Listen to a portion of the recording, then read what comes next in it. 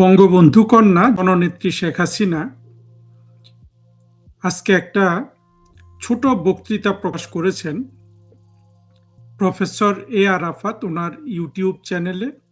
সেটা আবার আওয়ামী লীগের অফিসিয়াল ফেসবুক পেজ থেকে শেয়ার করা হয়েছে।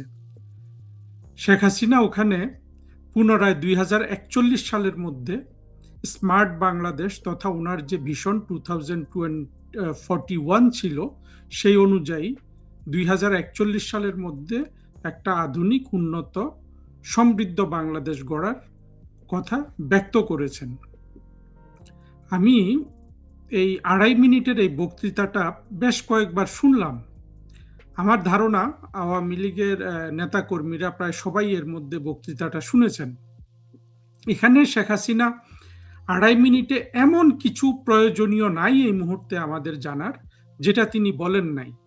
তিনি আওয়ামী লীগের উপর যেসব নির্যাতন হচ্ছে, আওয়ামী লীগের নেতাকর্মীদের, তারপরে ছাত্রছাত্রীদের, নেতাকর্মীদের, ছেলে মেয়েদের, ছাত্রলীগের সবার লেখাপড়া যেভাবে বন্ধ করে রাখা হয়েছে বর্তমানে তারেক রহমানের সরকারের সময়, যেটা ঠিক 2024-এর জঙ্গি উত্থানের পর থেকে শুরু হয়ে গিয়েছিল, সেটার কথা বলেছেন। শেখ হাসিনা আরেকটা অত্যন্ত গুরুত্বপূর্ণ কথা বলেছেন, সেটা হলো যে তিনি 2001 সালের অত্যাচারের পর, অর্থাৎ বিএনপির সরকার, বিএনপি জামাত জোটের সরকার 2001 সালে ক্ষমতায় এসে আওয়ামী লীগের উপর, হিন্দুদের উপর, সংখ্যালঘুদের উপর, নারীদের উপর যে অবর্ণনীয় নির্যাতন চালিয়েছিল অল্প কিছুদিনের মধ্যেই, সেটার কিন্তু কোনো প্রতিশোধ শেখ হাসিনা তখন নেন নাই পরবর্তীতে কখনো। এবার তিনি বলেছেন সেই রকম ব্যবস্থা আর হবে না, অর্থাৎ আওয়ামী লীগ আর অপরাধীদের সাথে কোনো কম্প্রোমাইজ করবেন না। প্রধানমন্ত্রী শেখ হাসিনা কথাটাকে অন্যভাবে বলেছেন, কিন্তু যেটা আমি ট্রান্সলেট করি সেটা হলো যে প্রধানমন্ত্রী শেখ হাসিনা এবার আর বাংলাদেশের স্বাধীনতা বিরোধী মৌলবাদী শক্তির সাথে এবং স্বাধীনতা বিরোধী সেকুলার মৌলবাদী যারাই হোক না কেন, 1971 সালের স্বাধীনতা যুদ্ধে যারা পরাজিত হয়েছিল তাদের কারো সাথে কোনো ধরনের কম্প্রোমাইজ করবেন না। এদের তিনি যেইভাবে যথাযথভাবে তিনি বাংলাদেশের মাটিতে পরাজিত করবেন। এই জিনিসটা আমাদের জন্য অত্যন্ত গুরুত্বপূর্ণ ছিল। আমরা যেটা আমি বারবার সবাইকে বলছি, দেখুন আমি একটা কথা বলি যে বঙ্গবন্ধু এবং শেখ হাসিনা বাংলাদেশের এই একমাত্র দুটোই তো নেতা। আমরা তো এই বাংলাদেশকে মুক্তিযুদ্ধের ধারায় পরিচালিত হতে দেখেছি বঙ্গবন্ধুর 3.5 বছর, আর শেখ হাসিনা যে কয় বছর প্রধানমন্ত্রী ছিলেন, 21 বছর বা ওই 3.5 সব মিলে 24-25 বছর। স্বাধীন বাংলাদেশে অর্ধেক সময় কিন্তু শাসন চলেছে বাংলাদেশের মুক্তিযুদ্ধ বিরোধীদের দ্বারা। বঙ্গবন্ধু যদি 1972 সালে চাইতেন তাহলে কিন্তু বাংলাদেশে 24-এর জঙ্গি উত্থান হওয়া তো দূরে থাক, কোনো স্বাধীনতা বিরোধী বাঁচতে পারতো না। কিন্তু বঙ্গবন্ধু সেখানে তাদেরকে দেখেছেন যে যেহেতু এরা বাংলাদেশের মানুষ, তাদেরকে তিনি একমাত্র যারা সরাসরি যুদ্ধ অপরাধ করেনি তাদের সবাইকে সাধারণ ক্ষমা করে দিয়েছেন। আমাদের দুর্ভাগ্য যে এর চেয়ে অনেক কম ক্ষমা করে, কম কম্প্রোমাইজ করে নেলসন ম্যান্ডেলা সারা পৃথিবীতে নাম করেছে। এর কারণ ছিল নেলসন ম্যান্ডেলা যাদের সাথে কম্প্রোমাইজ করেছে, যাদের সাথে আপনার রাজনৈতিক সমঝোতা করেছে, যাদেরকে উনি ট্রুথ অ্যান্ড রিকনসিলিয়েশন করেছে, এরা দক্ষিণ আফ্রিকার এক ধরনের শত্রু ছিল, কিন্তু দক্ষিণ আফ্রিকার শত্রু ছিল না। তারা হলো সমাজে বর্ণবাদী একটা বিভাজিত শক্তি ছিল, সাদা কালো, যেটা ব্রিজেবল, অর্থাৎ সাদা কালো দুটোরই যখন আপনার মানুষ যখন সাদা হয় কালো হয়, তাদের যখন গণতন্ত্র থাকে উদ্দেশ্য দুই পক্ষেরই, সেখানে আপনার সমঝোতা, সন্ধি কিংবা আপনার পিসফুল কোএক্সিস্টেন্স যেটাকে বলে, অর্থাৎ সহাবস্থান, সেটা সম্ভব। কিন্তু আমাদের দুর্ভাগ্য হলো যে বঙ্গবন্ধু এমন একটা শক্তিকে ক্ষমা করে দিয়েছেন যারা পিসফুল কোএক্সিস্টেন্সে বিশ্বাস করে না, অর্থাৎ সমাজে সম্প্রীতির সাথে বসবাস করায় বিশ্বাস করে না। সমাজে সম্প্রীতির সাথে বসবাস করায় যে বিশ্বাস করে না, এটা তো আমরা 2024-এর জঙ্গি উত্থানের পর চূড়ান্তভাবে দেখেছি। আমরা এর আগেও কিন্তু নানানভাবে দেখেছি, কিন্তু জঙ্গি উত্থানের পর আমরা কি দেখলাম যে এরা আওয়ামী লীগের সবাইকে মেরে ফেলতে চায়। এই যে একটা সিচুয়েশন তারা করলো, বঙ্গবন্ধু কিংবা শেখ হাসিনা বাংলাদেশের 53 বছর পরে এসে আজকে শেখ হাসিনা দৃঢ়তার সাথে যেটা ঘোষণা করছেন যে এবার তিনি আবর্জনা ছাপ করবেন, এই কথাটাই তিনি বলেছেন। এই আবর্জনা ছাপ করাটাকে আমরা যদি সঠিক অর্থে ট্রান্সলেশন করি, সেটা হলো আমরা সবাই এই যে অনুভব করছিলাম যে বাংলাদেশটা বারবার পেছনের দিকে চলে যায় সমাজে, 1971 সালে পরাজিত শক্তি কখনোই আমরা তাদেরকে রাজনৈতিকভাবে, অর্থনৈতিকভাবে আমরা যেহেতু তাদেরকে পরাজিত করিনি, আমরা যেহেতু তাদের রাজনৈতিক শক্তি শূন্য করিনি, আমরা যেহেতু তাদের অর্থনৈতিকভাবে বাড়তে দিয়েছি, তাদের টাকা পয়সা আমরা কেড়ে নেইনি, এরা সব সময় সমাজে লুকিয়েছিল, কখনো আওয়ামী লীগের মধ্যে ঢুকেছে, কখনো নিরপেক্ষতার ভান ধরেছে, কখনো বুদ্ধিজীবীর ভান ধরেছে, হ্যাঁ, কখনো শিক্ষিত অশিক্ষিত এবং নানান ধরনের অভিনয় অপকর্ম করে গিয়েছে, সব কিছু তারা ছদ্মবেশে। কিন্তু আমরা সহ্য করেছি, আমরা সব সময় ভেবেছিলাম যে এইভাবে সহ্য করে ক্ষমা করে দিয়ে হয়তো সবাইকে নিয়ে একটা ইনক্লুসিভ সমাজ গঠন করা যাবে। এটাই ছিল কিন্তু শেখ হাসিনার উনি যে 17 বছর শাসন চালিয়েছেন, এক নাগারে দেশের উন্নতি করেছেন, ওই সময়ের একটা স্বপ্ন ছিল আমাদের সবার। কিন্তু আমরা দেখলাম যে আমাদের এই স্বপ্ন কখনোই পূরণ হবে না। অর্থাৎ বাংলাদেশের স্বাধীনতা বিরোধী যারা ছিল 1971 সালে, যেসব সেকুলার, এগুলোকে আমাদের অনেক সহযোদ্ধা আম বাম সেকু মেকু একটা সুন্দর ফ্রেজিং এর মধ্যে নিয়ে এসে, আসলে সত্যি কথা হলো সবাই এর মধ্যে আস্তিক আছে, নাস্তিক আছে, বামপন্থী আছে, মধ্যপন্থী আছে, আর ডানপন্থী মৌলবাদীরা তো আছেই, জামাত, হেফাজত ইত্যাদি নানান নামে। এরা কখনোই 71 সালের পরাজয়টাকে ভুলতে পারেনি এবং বাংলাদেশের সমৃদ্ধি, এমনকি নিজেদের সমৃদ্ধিও কিন্তু ওদের আকাঙ্ক্ষা নয়, ওরা নিজেদের যে অর্থনীতিটা চালু রেখেছে, যেমন আমরা জামাতের অর্থনীতিটাকে মনে করি যে অনেক মজবুত, তারা নিজেদের ছেলে মেয়েদের ওই অর্থনীতি থেকে অর্থ জোগাড় করে, যারা শিবির করে এদের দেশে বিদেশে পড়ায়, পরিবারকে প্রতিষ্ঠিত করে। কিন্তু পুরো প্রসেসটার উদ্দেশ্যটা কিন্তু হলো যে আত্মঘাত, অর্থাৎ মরে হলেও, ধ্বংস হয়ে গিয়ে হলেও বাংলাদেশকে ধ্বংস করতে হবে। 71 সালে যে পরাজিত হয়েছিল তারা, তার প্রতিশোধ নিতে হবে এবং প্রয়োজনে পূর্ব পাকিস্তান পুনরুদ্ধার করে আবার পাকিস্তানের সাথে সংযুক্ত করতে হবে। আর নিদেন পক্ষে এটা যদি না পারা যায়, কোনোভাবেই যাতে বাংলাদেশ উঠতে না পারে, সেই জন্য এখানে একটা মৌলবাদী শাসন ব্যবস্থা কায়েম করে রাখতে হবে, যেটা ঠিক আমাদের গণতান্ত্রিক যে স্বপ্ন ছিল মুক্তিযুদ্ধের মাধ্যমে, সেটার বিপরীত। প্রধানমন্ত্রী শেখ হাসিনা সুস্পষ্টভাবে বলেছেন, উনি এর আগেও বলেছেন বিভিন্নভাবে, কিন্তু এবার সুস্পষ্টভাবে বলে দিয়েছেন এইবার তিনি আবর্জনা পরিষ্কার করবেন। আমি প্রধানমন্ত্রী শেখ হাসিনার এই বক্তব্যে শুধু খুশি হই নাই, এটা আমি মনে করি আজকে বাংলাদেশের মুক্তিযুদ্ধের পক্ষের এবং বাংলাদেশ 2024 সালে যে বাংলাদেশ প্রায় ধ্বংস হয়ে যাচ্ছিল এবং এখনো ধ্বংসের পথে আছে, সেই ধ্বংসযজ্ঞ দেখে যারা এই ধ্বংসকারীদের প্রতি বীতশ্রদ্ধ হয়েছেন, সবার জন্য একটা বিশাল সুখবর, অনেক অনুপ্রেরণার একটা বক্তব্য ছিল। এখন কথা হলো যে আমরা তো দেখছি যে বাংলাদেশটা প্রায় ধ্বংসই হয়ে গেছে। এই অবস্থা থেকে কি শেখ হাসিনা বাংলাদেশকে উদ্ধার করতে পারবেন? অবশ্যই বাংলাদেশকে তিনি উদ্ধার করতে পারবেন, কিন্তু পথে পথে বাধাগুলো দেখুন।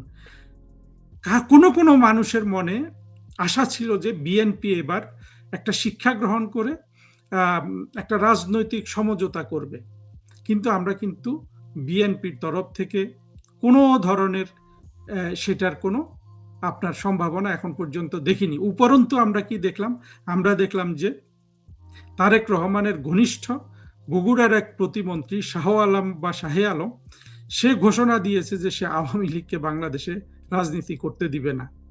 শাহ আলম, আপনি কি ভাবছেন যে এটা যে আপনাদের মনের কথা না, এটা আমরা জানি না? আমরা তো কখনোই এই ইলুশনে ভুগি নাই যে বিএনপি যে আওয়ামী লীগের ধ্বংস চায়। এই ইলুশন থেকে আমরা কিন্তু কখনো, এই ইলুশনে আমাদেরকে কখনো পেয়ে বসে নাই। কিন্তু আমরা আপনাদের ভালো চেয়েছিলাম বলে আমরা সবসময় বলেছিলাম শেখ হাসিনার সাথে রাজনৈতিক সমঝোতা করেন, কিন্তু আমাদের কথা তো আপনারা শুনবেন না জেনেও আমরা বলেছি ভবিষ্যতে এমন দিন আসবে নিশ্চিতভাবে, তখন কিন্তু আমাদেরকে আর দোষ দিতে পারবেন না যে আপনাদেরকে সাবধান করি নাই। তারেক রহমানের দুর্ভাগ্যটা কি জানেন? তারেক রহমানের দুর্ভাগ্য হলো 2001 থেকে 6 ওনার ছিল আম সেই ওই ছেলেটা কি যেন ওনার বন্ধু গিয়াসউদ্দিন আল মামুন। ঠিক গিয়াসউদ্দিন মামুনেরই আরো খারাপ রূপ, আরো জঘন্য একটা রূপে ওনার এখন বন্ধু, এবং সব জায়গায় দেখা যায় যে এই শাহ আলম মোটামুটি অনেকে বলছে যে ডেপুটি প্রাইম মিনিস্টার বা দ্বিতীয় ক্ষমতাধর ব্যক্তি হলো সালাউদ্দিন সাহেব। কিন্তু আমরা যদি অল প্র্যাকটিক্যালিটি নিয়ে দেখি যে শাহ আলম হলো বাংলাদেশের এখন দ্বিতীয় ক্ষমতাধর ব্যক্তি। সে সে সকল ইউনিয়নের নাম তৈরি করতেছে নিজেদের নামে, এবং আরো নানান ধরনের অপকর্ম করে বেড়াচ্ছে। আজকে একটা টক শোতে দেখলাম জুলাইয়ের এক চরমপন্থী, নাস্তিক চরমপন্থী, মানে মৌলবাদী চরমপন্থী না, ওই যে আশরাফ কায়সার, ওই ছেলেটাও বলছে যে এই শাহে আলম এখনো কিভাবে প্রতিমন্ত্রী থাকে। অর্থাৎ শাহে আলমকে নিয়ে জুলাইয়ের সবাই, অর্থাৎ জুলাই চরমপন্থা উত্থানের সাথে যারা যারা জড়িত ছিল এরা সবাই আতঙ্কিত, কারণ এরা জানে যে শাহে আলম যা কিছু করছে এতেই কিন্তু তারেক রহমানের পতন হয়ে যাবে। সেই জন্য কিন্তু ওই ওই ওই ভয়ে ভীত থাকা আশরাফ কায়সারেরও কিন্তু মনে লেগেছে যে এই শাহে আলম যা কিছু করছে সেটা কিন্তু তারেক রহমানের ধ্বংস নিয়ে আসবে। কিন্তু তারেক রহমান আসলে আমরা দেখেছি যে উনি কখনোই এই ধরনের অসৎ সঙ্গ ছাড়তে পারেন না। 2001-এ পারেননি, এখনো উনি পারছেন না।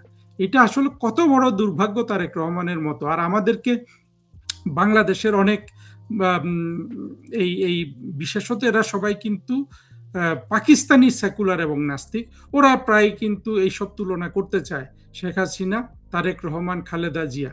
আচ্ছা বলুন তো, শেখ হাসিনা সরকারের সময় এই শাহে আলমের মতো কিংবা আরো আগে গিয়াসউদ্দিন আল মামুনের মতো কোনো ব্যক্তি কি শেখ হাসিনার আশেপাশে ছিল?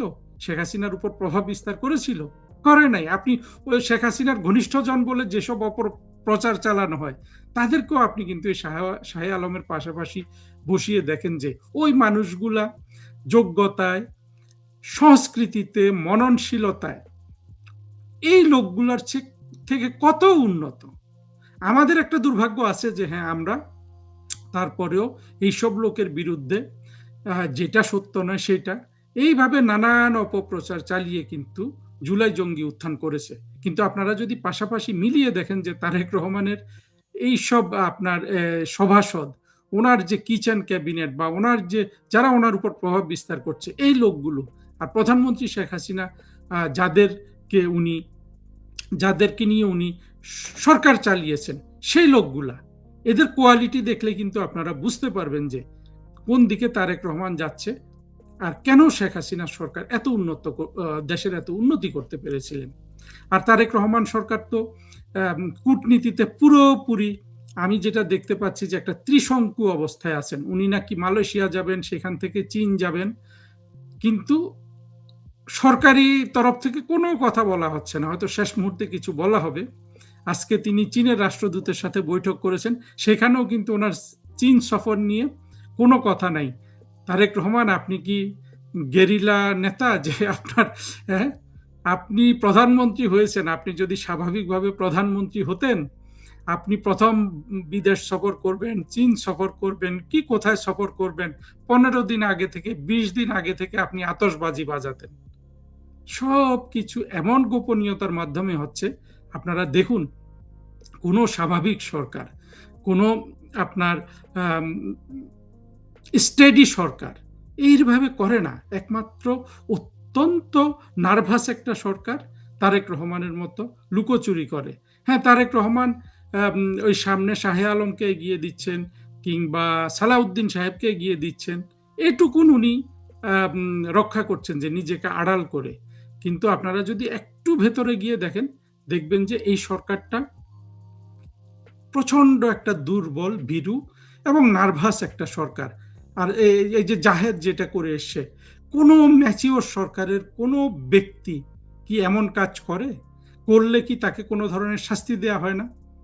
অবশ্যই শাস্তি দেওয়া হয়। কিন্তু তারেক রহমান এতই ভয় পাচ্ছেন যে জাহেদ, শাহে আলম এই ধরনের লোকগুলা কিন্তু তারেক রহমানের সহচর, ঘনিষ্ঠ এবং তারেক রহমানের উপর প্রভাব বিস্তারকারী। এই ধরনের লোক নিয়ে তারেক রহমান যে বেশি দূর যেতে পারবেন না, এটা বাংলাদেশের মানুষ বুঝতে পারছে না। ঠিক বিপরীতে আপনি শেখ হাসিনাকে দেখুন। শেখ হাসিনা কিন্তু ঘোষণা দিয়েছেন যে 2041 সালের মধ্যে ওনার যে ভিশন 2041 ছিল সেটা তিনি বাস্তবায়ন করবেন। আমরা দেখেছি তারেক রহমান এসেই একটা ঘোষণা দিয়েছেন যে ওনার একটা প্ল্যান আছে। সত্য কথা হলো যে আজকে 4-5 মাস পর, ওনার সরকারের 4 মাস হয়ে যাওয়ার পর এটা স্পষ্ট হয়ে গেছে যে ওই মোমেন্টে মানুষকে ধোকা দেওয়ার জন্য ওনার ওই কথাটা বলার দরকার ছিল।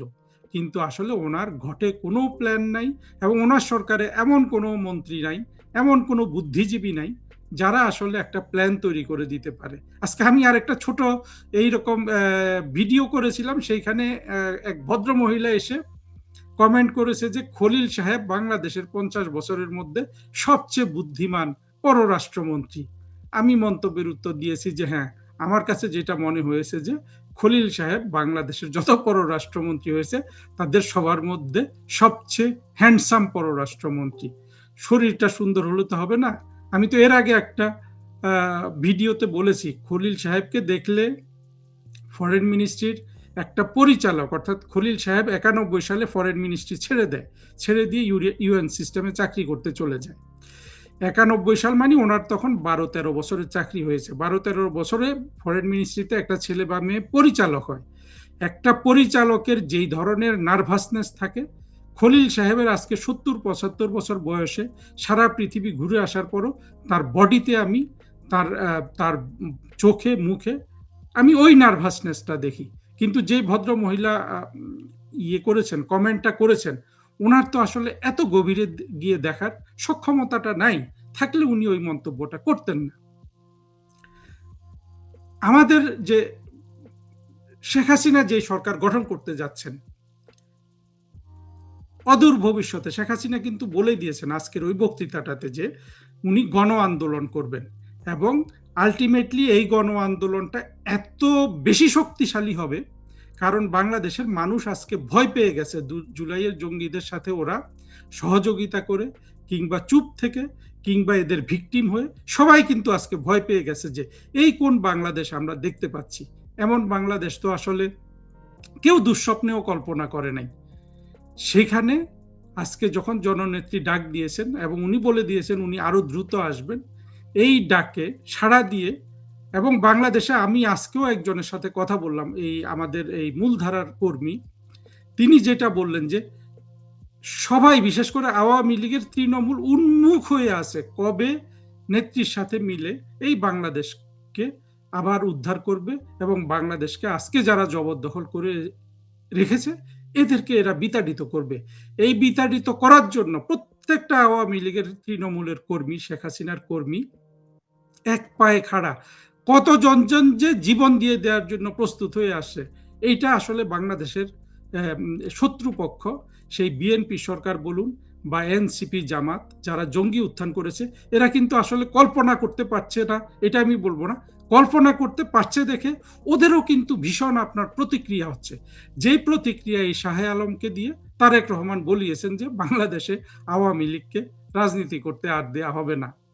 এখন দেখতে হবে আমাদের বাংলাদেশে বিএনপির রাজনীতি কি থাকবে। আমি অন্তত ব্যক্তিগতভাবে আমি চেয়েছিলাম বিএনপির রাজনীতিটা থাকুক।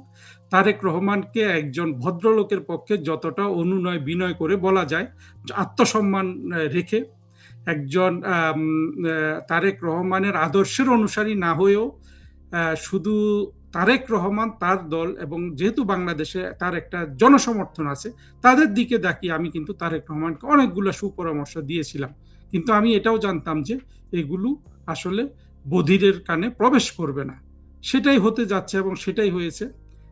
যার ফলে আমরা দেখতে পাচ্ছি যে নতুন গিয়াসউদ্দিন আল মামুন হিসাবে সামনে চলে এসেছে এই শাহে আলম। শেষ কথা হলো, আসলে শেখ হাসিনা কি যেই ধ্বংসটা বাংলাদেশের হয়ে গেছে সেখান থেকে আবার 2041 সালে বাংলাদেশকে কি স্মার্ট, সমৃদ্ধ, শিল্পোন্নত দেশে পরিণত করতে পারবেন? যে ধ্বংস হয়ে গেছে, আমি মনে করি উনি পারবেন। শেখ হাসিনা অতীতে অনেক কিছু করে দেখিয়েছেন, এখনো পারবেন। আর এখন এটা আরো দ্রুত কেন হবে? উনি যে আবর্জনা সাফ করা কথা বলেছেন, এই আবর্জনা সাফ করলে কিন্তু সারা বাংলাদেশে বাকি যারা থাকবে ওরা তো আর আবর্জনা না, তাদের মধ্যে যেই স্পিরিট তৈরি হবে, সেই স্পিরিট নিয়ে আমরা কিন্তু দ্বিগুণ তিন গুণ কঠিন কাজ করব, তিন গুণ পরিশ্রম করব। কিন্তু যেভাবেই হোক, আজকে শেখ হাসিনার যেই তার যে যে যে প্রতিশ্রুতি তিনি ব্যক্ত করেছেন 2041 সালের মধ্যে বাংলাদেশকে স্মার্ট বাংলাদেশ করবেন, সেটা আমরা আমাদের সর্বশক্তি দিয়ে আমরা বাস্তবায়ন করব।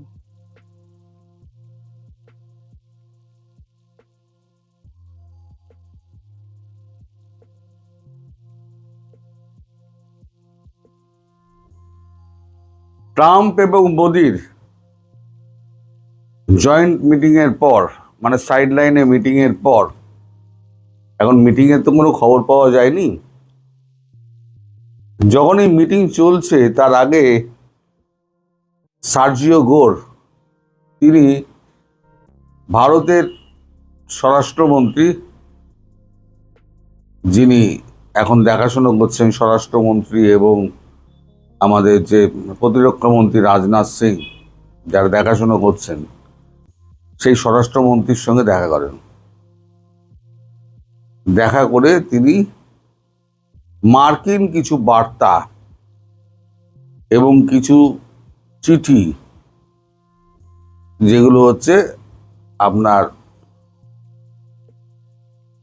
চুক্তি বলা যায় না, আশ্বাস, মানে মার্কিনীদের পক্ষ থেকে ভারতকে আশ্বস্ত করা এই বাংলাদেশের ব্যাপারে, এই নিয়ে স্বরাষ্ট্রমন্ত্রীর সঙ্গে কথা বলেন। এখন ওদিকে যখন মিটিংটা চলছে, সাইডলাইন বৈঠক 1-to-1 চলছে, তখন নিশ্চয়ই এই নিয়ে কথাবার্তা, তো ট্যারিফ নিয়ে তো উনি সাংবাদিক সম্মেলনে ট্রাম্প বলেছেন যে আমরা খুব কাছাকাছি এসছি, মোদিও ঘাড় নেড়েছেন। এখন তারপরেই হচ্ছে আগামীকাল একদল বাণিজ্য প্রতিনিধি নিয়ে জেমিসন গিয়ার তিনি ভারতে আসছেন। এখন জেমিসন গিয়ার আসা মানে বোঝা যাচ্ছে কোনোভাবে হয়তো মার্কিনদের সঙ্গে ভারত একটা চুক্তি করতে যাচ্ছে। কিন্তু সেক্ষেত্রে